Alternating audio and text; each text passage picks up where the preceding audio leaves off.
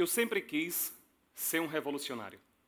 Desde pequeno e até hoje, eu tenho um grande medo, e eu tenho certeza que é o medo de cada um de vocês. É viver os anos que nós temos ainda adiante e morrer passando por esse mundo nulo, vazio, sem sentido, sem ter feito algo de grande com a minha própria vida. Esse é o meu medo desde pequeno e até hoje, e por causa disso, desde cedo, eu procurei algo grande pelo qual dedicar a minha vida. Eu procurei esses grandes revolucionários e essas grandes revoluções que podiam servir para mim como motivação para que eu desse também a minha vida por esses projetos. Lá quando eu comecei a estudar história, principalmente a partir da 8ª série, a antiga 8ª série, aqueles homens e aquelas mulheres que atravessaram a história da humanidade, dando a vida delas por aquilo em que elas acreditavam, mexia tanto comigo que eu queria encontrar a minha revolução. Eu sempre quis encontrar uma revolução e dar a minha vida por essa revolução. A questão é que quanto mais eu encontrava esses homens e essas mulheres, mais eu percebia que muitos deles estavam dispostos a matar por aquilo em que eles acreditavam. Eu não queria matar por aquilo que eu acreditava. Eu estava disposto até a morrer por aquilo em que eu acreditava, mas a nunca morrer, a matar. E por causa disso, essas revoluções nunca de fato entraram dentro de mim, porque elas não correspondiam plenamente àquilo que eu desejava. E nessa busca incansável, um dia eu encontrei um padre que me disse: olha, Gabriel, esse seu desejo de revolução, ele é bom, é justo, é uma motivação boa, e eu inclusive tenho esse desejo. Eu vou mostrar a você um revolucionário que com a própria vida dividiu a história da humanidade em antes e depois dele. E ele mostrou um homem que até então eu não conhecia. Esse Jesus que muitos de nós, quando escutamos o nome, torcemos o nariz, ou temos uma série de preconceitos por causa de inúmeras religiões, foi um Jesus que eu não tinha ainda descoberto, porque o meu Jesus de antes era um Jesus tolo, bobo, infantil. O Jesus que esse padre me mostrava era um Jesus decidido, autêntico, disposto a dar a vida. Era um homem que eu não conhecia. Aos poucos, então, eu fui encontrando esse Jesus e fui percebendo. Eu tinha duas opções diante desse homem. Ou eu passava a minha vida teorizando sobre ele, estudando sobre ele, refletindo sobre ele, isso seria bom, eu tiraria até algumas frases de motivação, algumas frases de efeito para a minha vida, mas eu tinha uma segunda opção. A segunda opção era mais desafiadora, era procurar viver como esse homem de 2000 anos atrás, hoje. Era procurar viver como esse homem, muitas vezes apagado pela história, hoje. Era procurar viver como esse homem de 2000 anos atrás e que muitas vezes nós olhamos, torcemos o nariz, hoje. Diante dessas duas opções, eu fiquei com a segunda. O que fazer então? Eu tinha diante de mim um grande sonho, ser hoje esse homem de 2000 anos atrás. Como fazer isso? Então eu me propus alguns exercícios. O primeiro exercício era olhar para dentro. Era ter a coragem de travar os duelos dentro de mim mesmo. Porque é verdade, fazer revolução fora é um grande desafio, mas a revolução mais exigente, a revolução que mais custa, e por causa disso, a revolução mais autêntica é aquela que começa dentro de nós. Se você consegue travar as suas próprias batalhas, você vence qualquer batalha. O exercício então era: nas minhas meditações diárias, silêncio. Olhar para mim, olhar para esse homem e ver as diferenças entre eu e ele. E aí vocês devem imaginar as inúmeras diferenças entre eu e ele, ainda hoje, porque o exercício é diário. O exercício de fazer revolução dentro de mim. O exercício de ter a coragem de olhar para dentro. O que, infelizmente, a nossa geração não consegue por causa desse enorme barulho, incapaz de parar. Depois desse ponto, quando eu olhei para mim mesmo, estava na hora de fazer o segundo ponto. O segundo ponto era: os homens que seguiam aquele de 2000 anos atrás pedia, é preciso viver com o essencial. Outro grande problema. Vocês vão de convir comigo porque nós somos uma geração do supérfluo e não uma geração do essencial. Abri então o guarda-roupa e o que eram 4, 5 pares de sapatos se tornaram 2 pares de sapato. O que eram 5, 10 calças se tornaram 3, 4 calças. O que eram inúmeras camisas se tornaram 10, 12 camisas. Viver com o essencial. Viver com o essencial. E tudo aquilo que era supérfluo, das pessoas que mais precisam. Só que, nessa época, eu era jornalista, repórter de uma rádio aqui do Recife, e eu estava ficando numa situação complicada. Eu estava ficando como Cebolinha, uma calça só e uma camisa só. Até que eu disse a ele, olha, a situação está ficando meio tensa, né? Daqui a pouco eu vou nu para o trabalho. Nesse dia, justamente nesse dia, chegando na rádio, o operador de som, ele disse, Gabriel, ó, hoje eu ganhei uma camisa e eu queria te dar. Essa é a lógica de quem procura viver dessa forma. Quem dá tudo, ganha tudo. Essa é a lógica de quem empreende a própria vida nesse sonho. Quem dá tudo, ganha tudo. Mas é preciso arriscar tudo. A nossa geração está disposta e quer, deseja isso, grandes ideais e grandes sonhos, mas não está disposta a arriscar a própria vida. Quem arrisca nada, ganha nada. Quem arrisca 50%, ganha 50%. Quem arrisca tudo, ganha tudo. É preciso dar tudo. Tudo. As grandes revoluções, as revoluções mais consistentes na história da humanidade, não foram feitas por homens e mulheres que dedicaram o tempo livre. As revoluções que se perpetuaram na história foram feitas por homens e mulheres que dedicaram a vida toda. Toda. Mas quantos de nós agora estamos dispostos a dar tudo por aquilo que nós queremos realizar?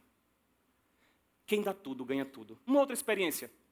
Eu estava passando um dia na minha rua e seu Israel, que é um rapaz que sempre fica pedindo dinheiro no sinal, disse, Gabriel, tu tem alguma coisa para me dar? Eu tinha alguma coisa para dar. Só que eu tinha 2 notas de R$20. A gente dá 20 centavos. Uma moedinha, o que sobra, mais 2 notas de R$20. É claro que eu disse, não, tenho não. Só que o sinal fechou nessa hora, um rapaz que estava dentro do carro parou o carro, abriu o vidro e disse, olha, se pensar muito, não dá nada. Eu disse, eita, quem dá tudo, ganha tudo. Abri a carteira, dei os R$40 a seu Israel e fui embora. Nesse final de semana, eu fui visitar minha família, que mora no interior do estado, e lá no domingo, quando eu estava voltando para Recife, minha mãe disse, Gabriel, eu tenho R$50 na carteira e eu queria te dar. Quem dá tudo, ganha tudo. Quem dá tudo, ganha tudo. Quem dá tudo, ganha tudo. Quando então eu estava no essencial, eu estava pronto para o terceiro passo. O passo de ir ao encontro das pessoas que mais precisam dessa experiência. Muitas pessoas pensam que a espiritualidade e a religião são o ópio do povo. As pessoas que têm uma experiência religiosa como ópio do povo são pessoas que não entraram profundamente na experiência religiosa e espiritual. A religião nunca é o ópio do povo quando ela é vivida de maneira autêntica, integral, profunda, adulta. Por isso, eu precisava fazer essa experiência. E a experiência era 1 hora, 2 horas da manhã, ir pelas ruas do Recife e encontrar as pessoas que mais precisavam da minha ajuda. Eu então me vestia de uma forma mais simples, principalmente pensando nos catadores de lixo, e ia de madrugada para a rua. Andar com eles, conversar com eles, ajudá-los a catar lixo, enfim, fazer esse trabalho. E descobri um mundo que eu não conhecia antes, porque antes, sim, a minha experiência era de um Jesusinho. Eu vivia na minha bolha de espiritualidade.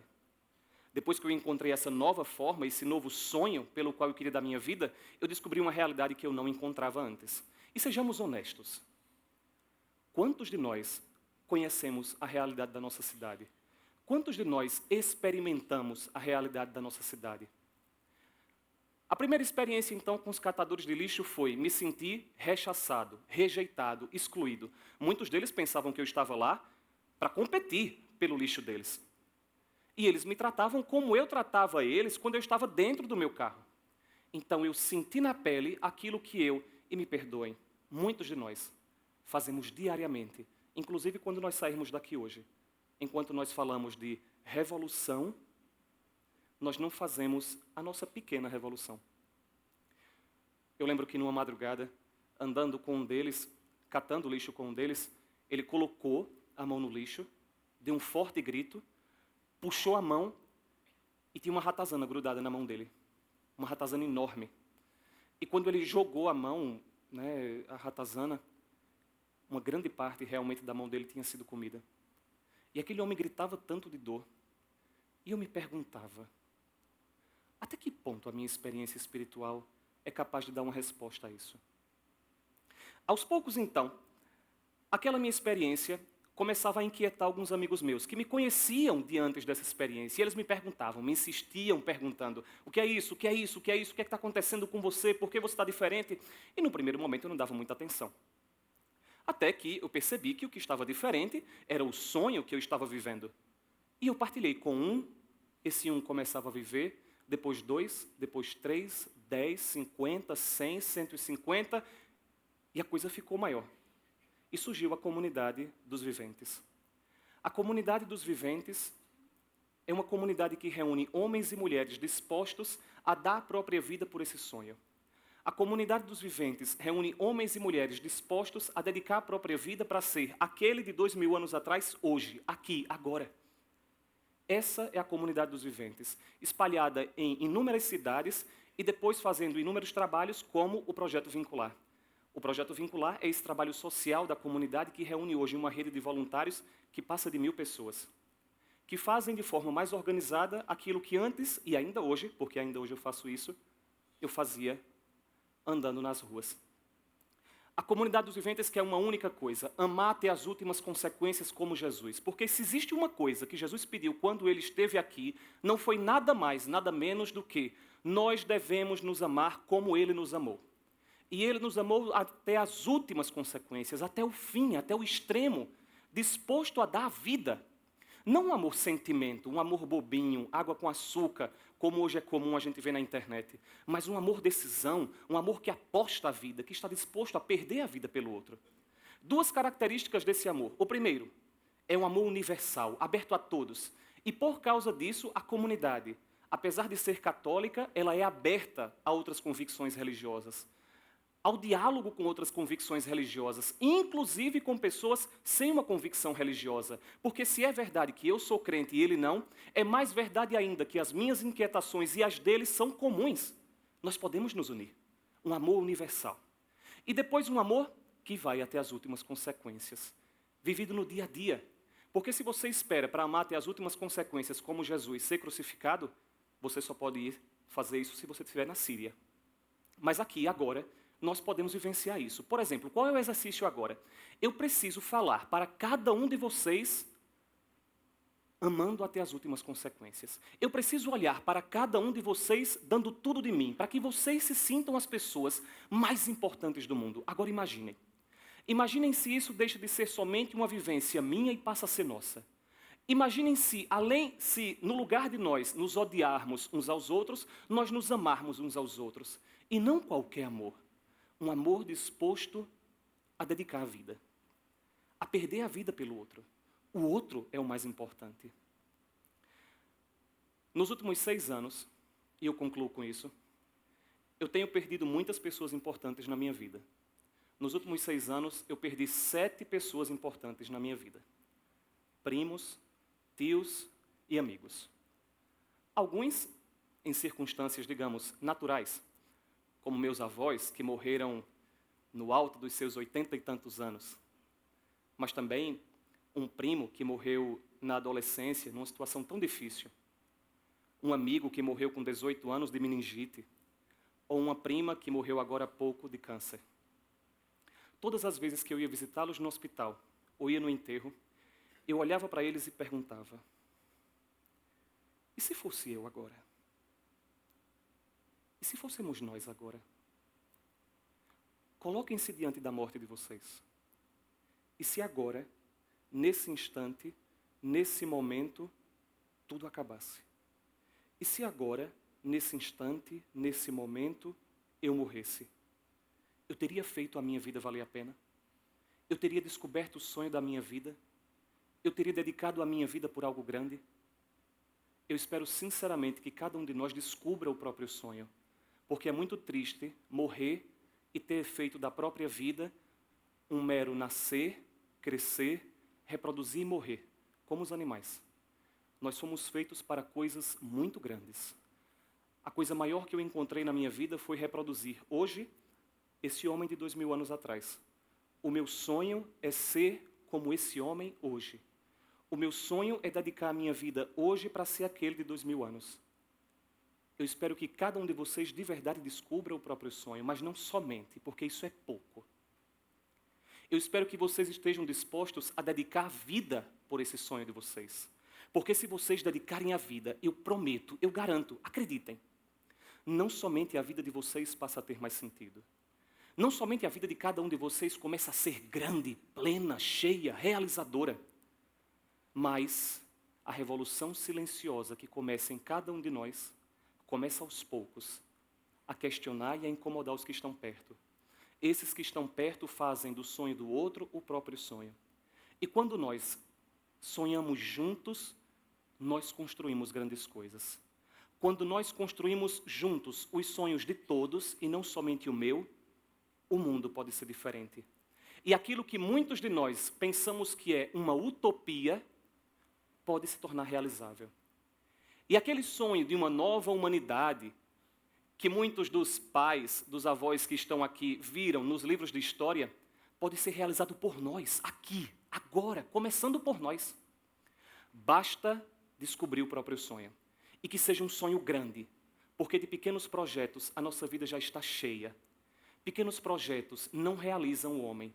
Sonhos grandes é que realizam o homem, sonhos grandes é que proporcionam mudanças verdadeiras na sociedade, sonhos grandes é o que nos fazem homens e mulheres de verdade, dispostos a dar vida uns pelos outros, construindo uma utopia não, uma realidade de nova humanidade. Eu espero que juntos, a partir de hoje, nós nos unamos, crentes ou não, com convicção religiosa ou não, mas juntos nós possamos começar, aqui e agora, essa revolução que nós queremos construir e ver realizada.